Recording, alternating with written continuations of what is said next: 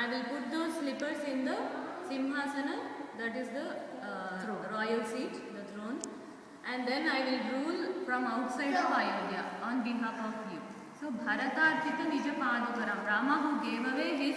Nija Paduka, his Paduka, his sandals to Bharata. So that is the meaning, and now we'll try to learn this.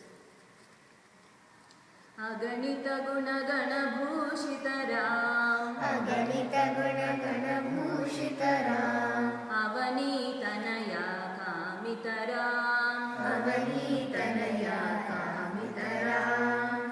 अगणित गुण गण भूषित राम, अगणित गुण गण भूषित राम, अवनीतनया कामित राम, अवनीतनया कामित राम, राकाचन्द्र समानन राम, राकाचन्द्र समानन राम, पितृवाक्याश्रित कानन राम, पितृवाक्याश्रित कानन राम, प्रिय गुह विनिवेदित पद राम, प्रिय गुण विनिवेदित पद राम, तक्षालित निज मृदु पद राम, तक्षालित निज मृदु पद राम, भरद्वाज मुखानन्दक राम, भरद्वाज मुखानन्दक राम, चित्रकूट